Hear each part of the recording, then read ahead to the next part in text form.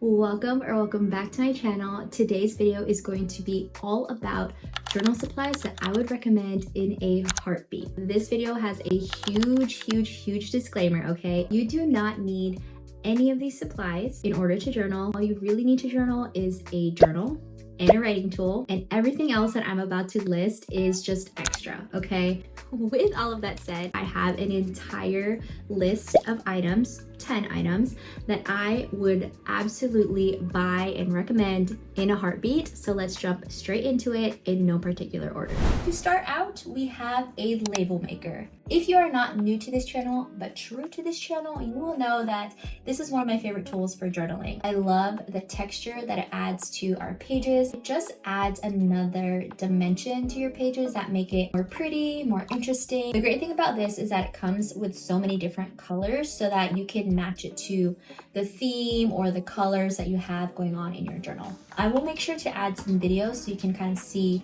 some examples I have using my label maker. Next thing on my list is scrapbook paper. Scrapbook paper is so much fun to add. It just adds that pop of color to your pages. Nothing could compare to the scrapbook paper at Joann's. However, as we know, she does not really exist on her own anymore. So I usually like to get my scrapbook paper at Michael's, thrift stores, and creative reuse centers. I have gotten scrapbook paper by the pound there. Instead of like by the page, it's like by the pound. There are really good deals over there. So highly recommend looking that up. Creative reuse centers around your area. Next, we have markers or colored pencils. I personally don't use anything fancy. I think I got mine at like TJ Maxx. You can use them to doodle. You can use them to write your titles, which I've been doing lately. They just add a fun pop of color to your pages. I also recently learned that using color can actually increase your serotonin. So it can actually boost your mood to use color in your journal.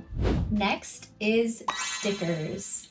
Who doesn't love stickers, okay? There are so many creative, talented artists and illustrators and small businesses out there. I love Art by Eloin, Trinket Party, Olive and Mabel, Prince of California, Amy from Happy Olive Studio, obviously Martina's Tiny Store, The Queen. I'll make sure to just add a screen with all of the different places that you can shop for stickers. And also, if you have small business recommendations of where you like to get stickers, please comment them down below so I can support them and other people can see as well and check out their art too. On the topic of stickers, I also love letter stickers, okay? Very specifically letter stickers. I feel like this book specifically, the Ransom Note sticker book, is what got me into letter stickers to begin with. Especially this style of letter stickers, the Ransom Note look, I feel like just gives such a cool kind of vibe to your page.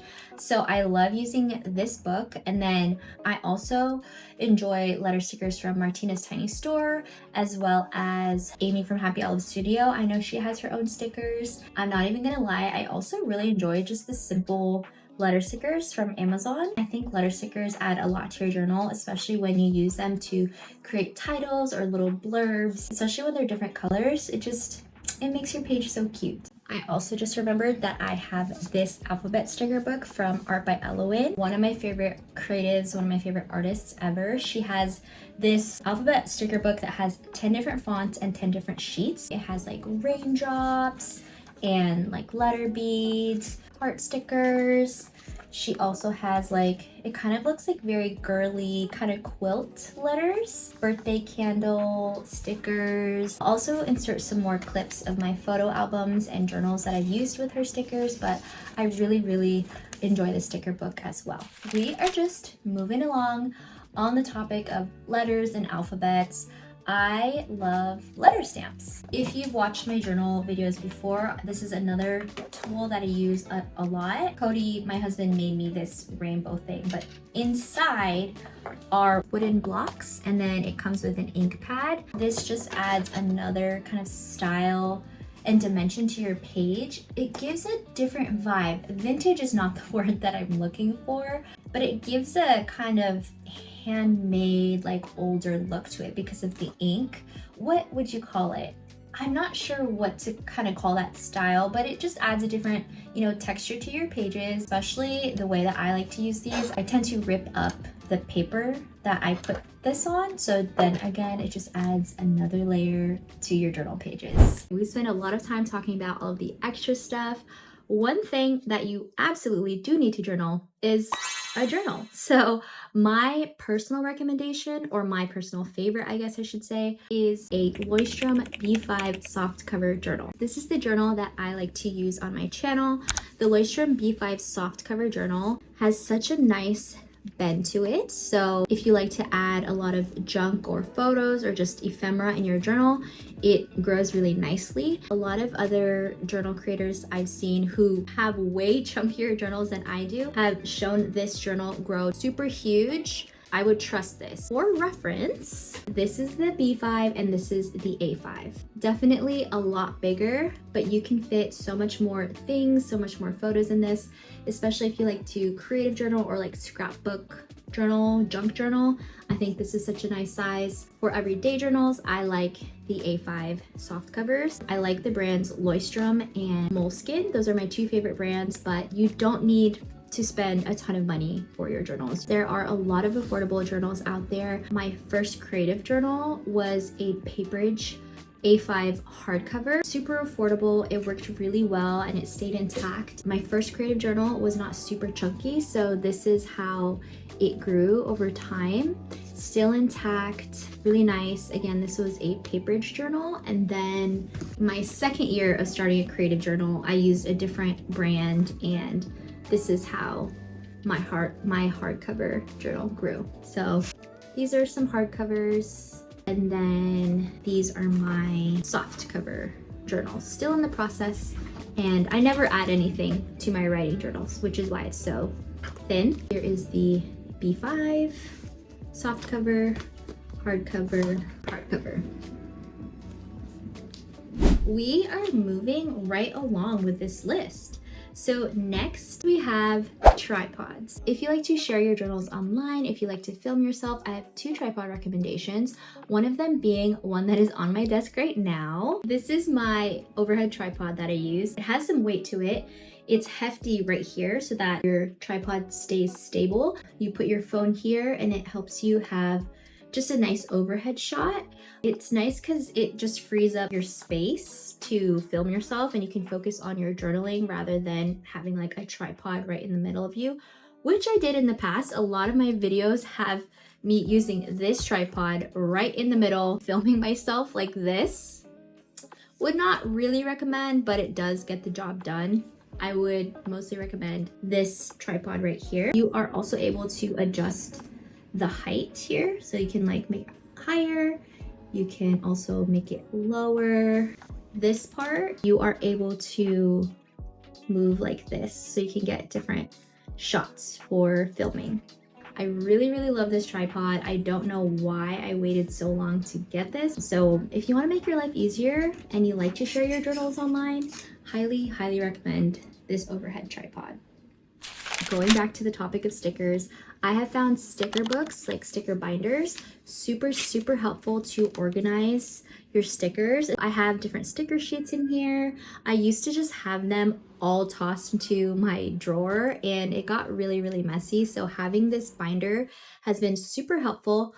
And if you like to journal at like coffee shops or, you know, journal at other places beyond your desk, this is super helpful to carry around with you. Furthermore, on the topic of stickers, I think that reusable sticker books are also super helpful as well. Sometimes you have like loose stickers or maybe a few stickers left in a sticker pack. So having a reusable sticker book like this helps you organize your stickers more. This one is from Amazon, but I know that Trinket Party also has their own sticker book. Actually, I have it here with me. This is their cutie little sticker book. I love the size. Oh my goodness, it's like pocket size, so it's perfect to carry around with you. The front says, "Ask me about my sticker collection," which is so cute. I love just all of the colors that they have. And then everything inside is the reusable sticker paper. So I need to start filling this up as well. But sticker books and sticker organizers are lifesavers if you have a ton of stickers that you want to organize or carry around with you. That leads us to the last item on my list, which is photo printers. This item especially is something that is absolutely not necessary at all, but I will say I really do love the ability to print photos at home. I love the convenience of it. I love having actual photos as memories in my journal, and I think that getting a photo printer that you love is such a worthwhile investment, especially if you love to memory keep in that way. This could be a whole video in itself. I won't dive too deep into this, but I will talk about the different photo printers that I personally own because I can speak on the quality of those. The portable photo printer I own is a Canon Ivy. While I do love how I can bring this with me, I love how lightweight it is, I will say that photo printers like this that use zinc paper tend to print either too blue or too yellow, from my personal opinion and from what I've heard others say. This one does print on the bluer side. I found that you can try to color correct and sometimes it does work, but other times, even when I do try to color correct, it still kind of leans more blue. At first that really bothered me, but then I kind of just learned to embrace it. It kind of gives its own look, almost like just photos back in the day. So I've just learned to love it and not let it bother me. However, I did end up getting another printer, a Lian printer slash sticker cutter. That was part of a partnership that I had, but I genuinely do love it. The color quality is basically true to color, like for real. The color match is insane. The quality is so beautiful. My desk is starting to get messy, but I'll try to include a photo that I have that shows the color match of the printer to the actual photo on my phone. It is like spot on. Amazing quality. I truly genuinely love my Lian sticker photo printer. My brother actually has that printer right now, so I can't show you guys because I let him borrow it for his wedding. So he still has it, but he used it to print off photos for everybody. And these were all on our plates. Again, the quality is just amazing, and they used the Lian photo printer for all of these photos. I can't shut up about the quality, but it's true. Like, it is actually really good quality. The last printer that I own is an Epson EcoTank ET2800. It's in the corner over there. I really love it. I have always used the library to get free printing, but this year I finally invested in my own printer at home. I have really loved it so far. I also like to put photo paper in the Epson EcoTank, which is how I was able to make spreads like this.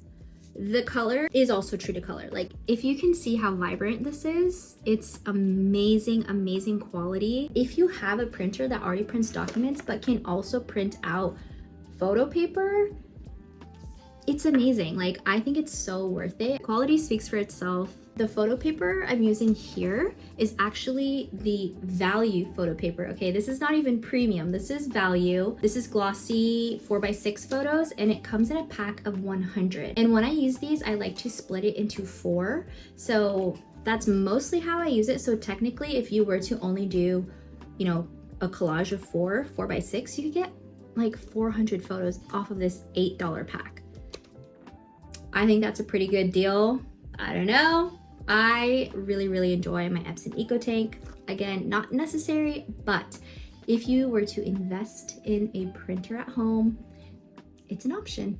On the topic of photo printers, I've never used this, but I have had a lot of friends and people leave me comments that the Canon Selfie is also really great. They say that it's just more affordable, more economical, so that is another choice as well. The last photo printer that I wanted to mention that I don't personally own, but I would actually put on my own Christmas list, is a Fujifilm Instax photo printer. It turns any photo you have into a Polaroid, which is really cool. And with that, we have officially gone through my list of journal supplies that I would recommend in a heartbeat. I'll make sure to leave the links to all of these items down below in the description box. Thank you guys so much for watching. Happy journaling, and I will see you guys in my next one. Bye!